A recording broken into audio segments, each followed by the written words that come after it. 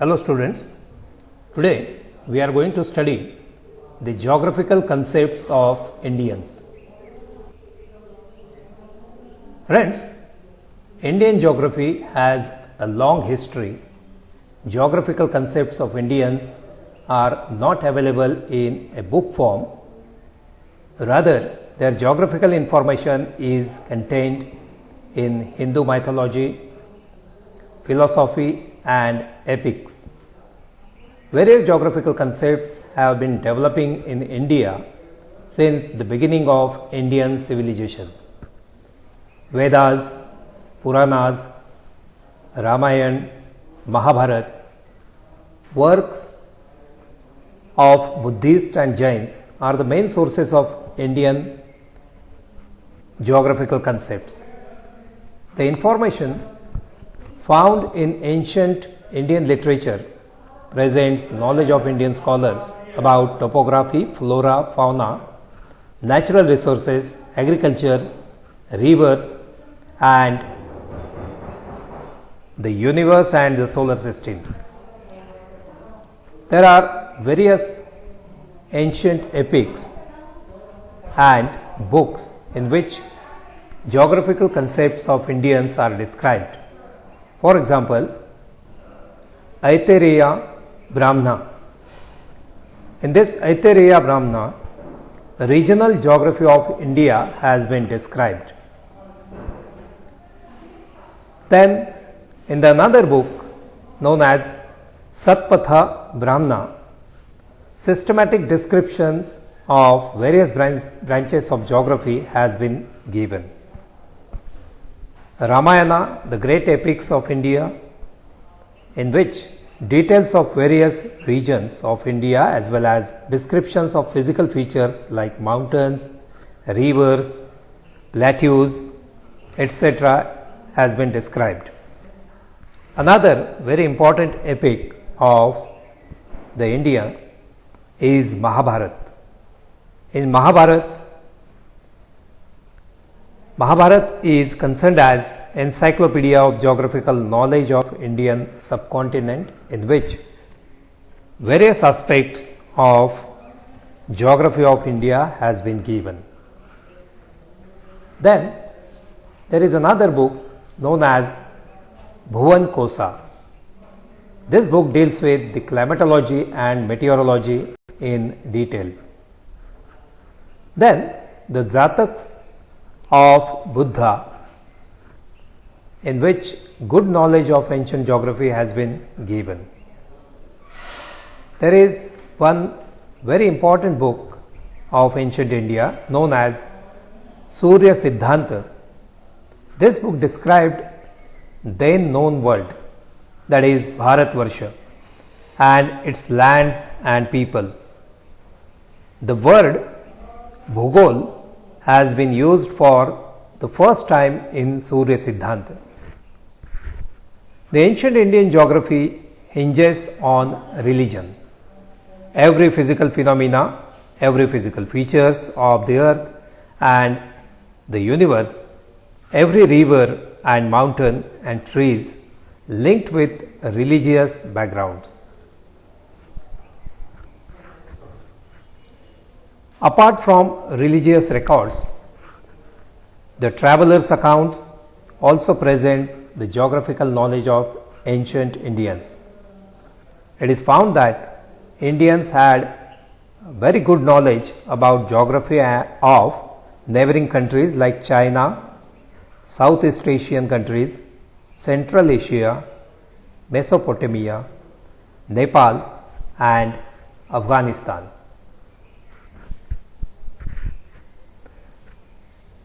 The work done by various important philosophers contributed a lot in geographical concepts of Indians. The work done by Varahamihir, Brahmagupta, Aryabhatta, Bhaskaracharya, Bhattila, Utpala, Vijayanandi and many other philosophers, mathematicians, and astronomers substantially helped in the development of astrology, mathematical geography, and cartography. Indians had very good knowledge about the universe and its origin, and it is described in their books. The origin of the universe always remained a mystery to the mankind. The ancient Indian scholars gave their valuable thoughts on it. The Vedas and Puranas includes some views about the universe. For example, the issues like whether matter existed before the formation of the world, or whether the universe was formed from the pre-existing substance, or it was made out of nothing. Such issues were discussed in the Vedas and Puranas. Then in Rig Veda, a lot of scientific information about the geography are discussed. Rig Veda mentions that the number of gods contributed their skills to the construction and completion of the world. Rig Veda also presents mechanical, philosophical, and instrumental origin of the universe. About the eclipses, some information is found in Vedas and Puranas. The ancient Indians were also conscious about the causes of eclipses, that is Grahan. The Aryans considered an eclipse as a bad event which may bring disasters. For example, Varahamihir considered that the eclipse in December leads to famine. The eclipse in April may result into good rainfall, while eclipse in March and June are inauspicious. Indians had their own concepts about the origin and various characteristics of the earth.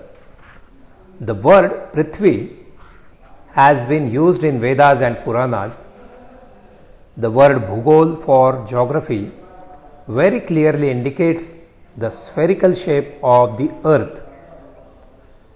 Bhu means the land or the earth, and Gol that describes the shape of the earth. So, Indians were very much clear about the shape of the earth, that the shape of the earth is spherical.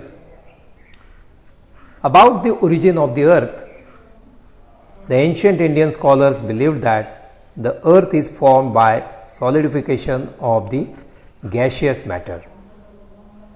They also knew that the crust of the earth is made up of hard rocks, clay, and sand.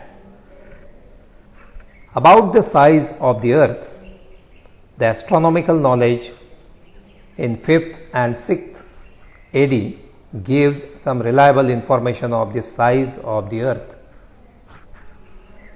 The estimates made by Surya Siddhanta and Aryabhatta were very close to the real facts of the earth. About the latitudes and longitudes, Indian astronomers knew that what is the importance of latitudes, that is Akshansha, and longitudes, that is Deshantra. They know the importance of latitudes and longitudes in the determination of a place on the earth's surface, that is the location.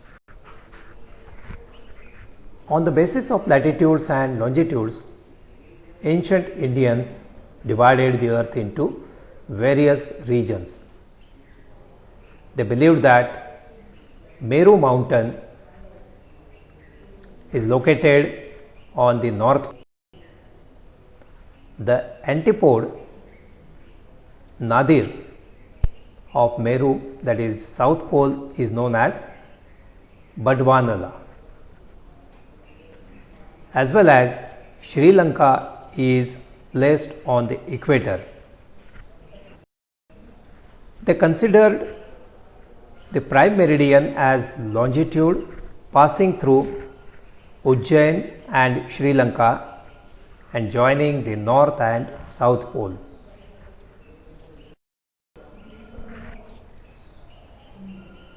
About the cardinal points, Rigveda mentions 4 main directions. They are Purva, that is east, Paschim, that is west, Uttar, that is north, and Dakshin, that is south. In addition of this, Zenith, that is Meru mountain, and Nadir, that is Badwanala, made 6 directions. Afterwards, 8 and 10 directions are also mentioned in Puranas. The 10 directions include 4 main directions and 4 sub-directions and 2 up and down directions. Thus, the main 8 directions, which includes main directions and sub-directions, are Purva, Paschim, Uttar, Dakshin, Agneya, Ishanya, Vayavya and Nairutya. And if we include 2 up and down directions, so it will make 10 directions. Up direction is known as Urdhva and down directions is known as Adha. All these directions, according to ancient Indians, had their own ruling deity, that is God. The ancient Indian astronomers also had very good knowledge about the local time and its relation to the position of the sun or moon in the sky. About the earthquakes, the word Bhukampa is used in ancient Indian literature. They assume that the earthquakes are caused by the deities, that is gods, like Vayu, that is air, Agni, that is fire, Varun, that is water, and Indra. They also has some knowledge about the origin of volcanoes, that is Jwalamukhi. Ancient Indians also had good knowledge about the atmosphere, weather and climate. The literature of Vedas and Puranas clearly indicates that the ancient Indians were quite familiar with atmosphere, weather and climate.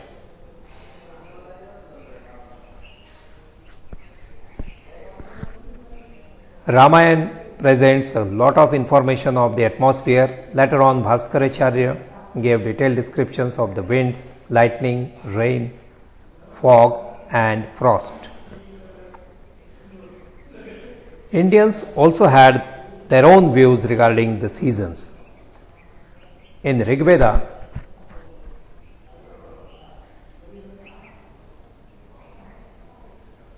5 main seasons are mentioned.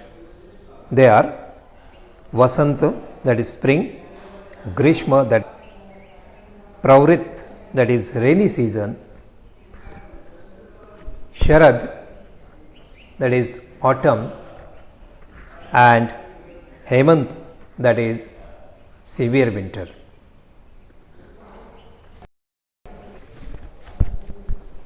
Whereas in Ramayana 6 seasons are referred.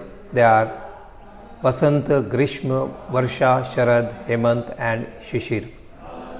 About the continents, the concepts of Indians are very clear. In the early period of human civilization, The means of transportation and communication were very poor, and therefore the knowledge of various parts of the world to the Indians was very limited. However, in Puranas, a systematic division of the landmass of the earth into 7 parts is given. These 7 parts are known as Dvipas or Dvipa. This term Dvipa is very similar to the concept of continent. The 7 Dvipas described in the Puranas are Jambu Dvipa. This Dvip consists of whole Indian subcontinent including China, Mongolia, the land surrounded to the Arctic Sea. Second Dvipa is Kusadvipa. This Dvipa includes today's Iran, Iraq and Central Africa. Number 3 is Plaska Dvipa. It contains the land surrounded to the Mediterranean Sea. Number 4, Puskara Dvipa. This Dvipa includes the eastern and northeastern parts of Siberia. Fifth Dvipa is known as Salbali Dvipa. It consists of tropical part of East Africa bordering to the Indian Ocean, and it also includes Madagascar. Sixth Dvipa is Krauncha Dvipa. This Dvipa contains entire northwest Europe including British Islands. And the last, number 7 Dvipa is known as Saka Dvipa. This Dvipa comprises the southeast part of the Jambu Dvipa. It includes Myanmar, Thailand, Vietnam, Malaysia, Indonesia and islands of Southeast Asia. Besides the knowledge of land masses of the earth, ancient Indians also had very good knowledge about the mountain ranges and rivers of the world.